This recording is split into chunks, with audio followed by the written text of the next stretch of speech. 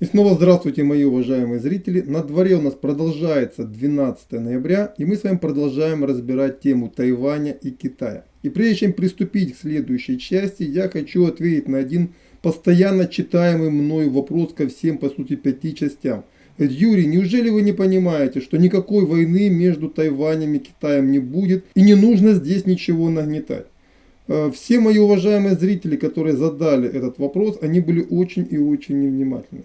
На протяжении 5 частей, которые я уже выложил, я ни разу не сказал, что будет война между Китаем и Тайванем. Более того, я абсолютно уверен в том, что ее в том виде, которое подразумевает прямую открытую войну, не будет. Просто еще раз хочу напомнить, что для того, чтобы вы понимали логику принятия тех или иных политических решений, я должен вас провести по всему лабиринту. Только тогда вы поймете, почему руководство Тайваня и Китая примут то или иное решение. А также не только руководство Китая и Тайваня, но и руководство США, которые, я абсолютно уверен, рано или поздно бросят своих тайванских союзников. Это так вот, немного забегая наперед. Но для того, чтобы вы понимали мою логику, обычный простой исторический пример. 1940 год. Ультиматум, который предъявил Советский Союз Румынии, в конечном итоге привел к бескровному присоединению значительной части территории, бывшей территории Российской империи, а на какое-то время территории Румынии,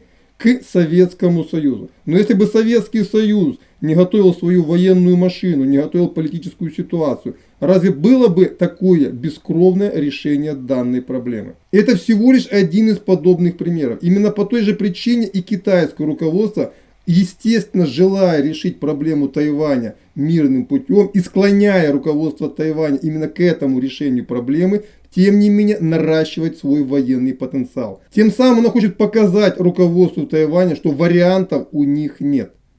И даже мощь Соединенных Штатов Америки их не спасет от неизбежного. Но давайте зададимся вопросом, а если бы вот китайское руководство, не желая вести войну, откровенно не желая вести войну за возвращение Тайваня, не готовило бы свою армию для такого решения? Было бы возможным будущее решение тайванского вопроса или нет? Я думаю, любой из вас, который мыслит более-менее логически, даст однозначный ответ. Скорее всего, нет. Потому что таким образом руководство Тайваня, тайванские элиты склонить к воссоединению невозможно. И, собственно говоря, то, что одна из главных политических партий Тайваня, именно Гоминьдан, уже склонился к тому, чтобы воссоединиться с Китаем, это является одним из первых результатов той политики, которую ведет руководство КНР. Причем все это было достигнуто без единого выстрела, но с кратным увеличением военного потенциала Народно-освободительной армии Китая. Есть такая старая политическая мудрость: хочешь мира, готовься к войне. И она действительно не только для войны оборонительной, но в том числе и для войны наступательной. Если ты хочешь достигнуть каких-то политических целей, которые находятся на сегодняшний момент за пределами твоих границ, либо твоих возможностей, даже если ты хочешь достичь их мирным путем, ты должен быть готов к войне. Наглядным вторым примером является финская кампания 1939-1940 годов. Советский Союз также попытался решить проблему с Финляндией по той же схеме, что Румыния. Кстати, это была ранняя кампания, более ранняя по отношению к румынской. И Финляндия решила сопротивляться. И как бы она ни сопротивлялась, тем не менее Советский Союз добился своих целей военным путем. И спустя полгода, увидев пример Финляндии, Румыния даже не посмела пикнуть. Она просто подняла ручки и отдала все, что товарищ Сталин от нее потребовал. Итак, с этим вопросом, я думаю, разобрались. Я не буду уже больше в комментариях читать одни и те же вопросы. Господа, мне проще всего было бы в течение 10 минут вам рассказать, как примерно я вижу дальнейший путь развития событий между Китаем и Тайванем, но вы бы из этого материала абсолютно бы ничего не поняли и задавали бы мне массу вопросов: Юрий, а почему вы пришли к тому или иному выводу? Напоминаю цель существования данного блога. Я хочу, чтобы как можно большее количество людей ознакомилась с моим методом и сами далее применяли его для решения тех или иных проблем. Именно поэтому многие проблемы я стараюсь разобрать именно вот так дотошно. Я думаю, с этим вопросом мы теперь все однозначно прояснили. И теперь возвращаемся к проблематике Тайваня. В прошлой части я закончил на том, что тайванские вооруженные силы очевидно не способны противостоять военной мощи Китая. И значит, в случае военного столкновения они неминуемо будут разгромлены. Именно для того, чтобы тайванские элиты это все прекрасно понимали, Китай и наращивает свою мощь. Причем, как я сказал в одной из предыдущих частей, когда рассматривал политическую составляющую противостояния, в значительной степени Китаю это уже удалось. Осталось выбить из-под тайванской независимости последний ее фундаментный блок. Это Соединенные Штаты Америки. А для этого нужно довести ситуацию до того состояния, чтобы американцы сами отказались от помощи своему союзнику. Причем нужно было сделать так, чтобы американские политики поняли, что спасать Тайвань бесполезно. И здесь, кстати, в значительной степени на помощь Китаю пришли и внутренние проблемы самого острова. Вы знаете, к тому моменту, когда я начинал готовить материалы по Тайваню, я прочитал, к сожалению, в Google переводе, да, потому что я не владею вольно английским языком. Так вот, я прочитал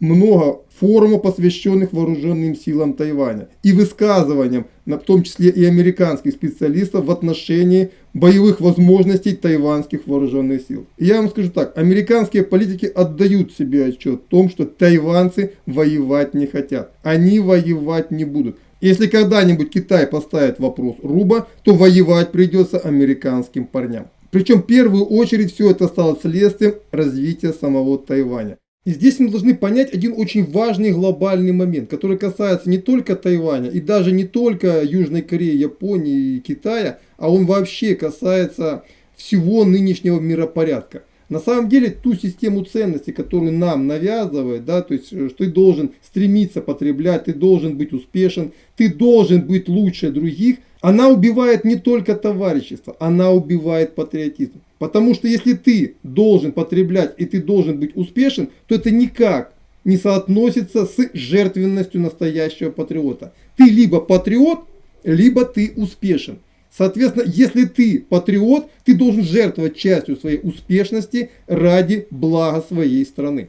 И это противоречие неистребимо. Именно по этой причине очень многие современные жители, как США, так и Европы, так даже, кстати, и Израиля в последнем поколении, когда им задают вопрос, что если вот встанет проблема и вам нужно будет защищать свою родину, многие из молодых ребят говорят, а мы соберем вещи, сядем на самолет и улетим. Причем ровно то же самое наблюдается среди вопросов общественного мнения молодежи Тайваня. Несмотря на то, что каждый год проводящиеся опросы в Тайване их каждый год проводят, и подавляющее большинство тайванцев говорят, что мы патриоты своей родины, мы готовы ее защищать, когда начинаешь детально узнавать, а насколько ты готов защищать свою родину и как ты готов ее защищать, выясняется, что с оружием в руках готовы защищать свою родину всего 20-22%.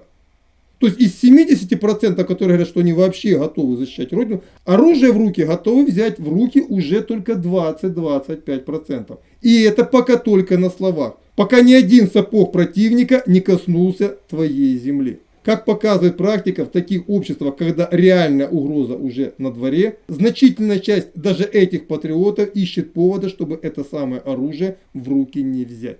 Я это отлично наблюдал в марте 2014 года, когда мой коллега по работе пошел, записался добровольцем в ВСУ, это был март, войны еще не было. А когда встал вопрос реально призыва на службу в мае 2014 года, он нашел отмазку.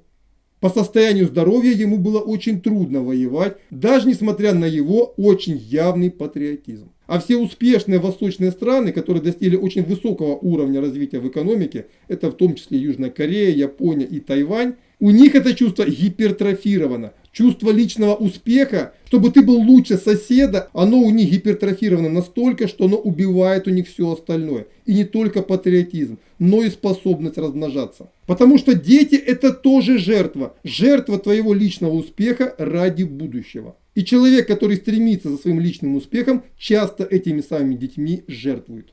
Причем ситуация с демографией у Тайваня выглядит примерно так же, как у Японии и Южной Кореи. Уровень рождаемости стремительно падает. На протяжении последних 20 лет суммарный коэффициент рождаемости был в районе единицы. То есть в среднем целое поколение одна тайваньская семья выращивала одного ребенка. И это привело к очень важным последствиям с точки зрения психологии. Выросло поколение, папочки и мамочки которых, в первую очередь мамочки, пытались вырастить одного нищеброда. Они пихали в этого ребенка все, что только можно, чтобы он был конкурентоспособен на тайванском рынке труда, и было выращено поколение людей, абсолютно неспособных к самообороне. Вы знаете, я не мог без смеха сквозь слезы читать про воспоминания американских инструкторов, которые работали с тайванской молодежью. О том, каким образом, например, вследствие, это в начале нулевых годов, когда один из военнослужащих от солнечного удара скончался, а тогда была призывная система еще, то сейчас ее перевели на контракт, об этом чуть ниже, да, так вот, когда это случилось, было принято решение, что солдаты не могут выполнять физических упражнений на воздухе, если температура выше скольки-то там 30 с чем-то градусов. Там ребята, которые американские инструкторы, смеялись. И мы знаем, когда НОАК нападет на Тайвань. Когда будет лето, температура будет выше вот этих самых критических величин. Когда тайванская армия не будет выходить из помещений с кондиционерами. Ну это понятно, что юмор, тем не менее, вот так вот все это было. Причем это только один из эпизодов, там на самом деле, когда читаешь, просто ухахатывайся. Например, когда сталкивались с проблемой, что призывники не могут там подтягиваться, это вообще высшая математика для них, да, там отжиматься от пола, когда начинают их дрючить, ну, чтобы хотя бы из него вышел солдат, прибегают мамочки этих маменькиных сыночков и начинают жаловаться командиру части, что это господин инструктор издевается над моим маленьким сыночком. Причем командование части всегда становилось на сторону этих самых мамочек. И те американские инструктора, которые работали с этой самой молодежью, они однозначно говорили, это не бойцы, эти люди воевать не будут. А если их с дуру кто-то, какой-то идиот отправит на фронт, то это просто будет тупое мясо, которое кроме потерь для своей страны не принесет никакой пользы. И видя ужасающую картину демографической ямы, руководство Тайваня приступило к реформам в вооруженным силам. Они начали переводить их на контракт. Я не нашел информации по поводу того, переведены ли тайванские вооруженные силы на контракт или нет. Информация разнится. Должны были в 2019 году полностью быть переведены на контракт. Но факт остается фактом. Некомплект на сегодняшний момент всех боевых частей тайванских вооруженных сил не ниже 40%. И поэтому формально 270-280 тысячная армия, которая по штату должна быть, на сегодняшний момент составляет не более 200 тысяч человек. Причем с учетом того, что служба в вооруженных силах не является желаемой для тайванской молодежи, качественный состав этой армии также оставляет желать лучшего. Но тем не менее это лучше, чем то, что было. Потому что новые технологические системы вооружений требуют совершенно другого подхода. За 4 месяца ты не научишь человека быть оператором высокоточного оружия. Причем, как вы поняли, там многомиллионная армия тайванских резервистов, которая есть на бумаге, вот она в основном на бумаге и есть. Если бы даже среди них было очень много желающих в случае начала войны встать в строй, они этого сделать не смогут чисто физически, потому что не успеют.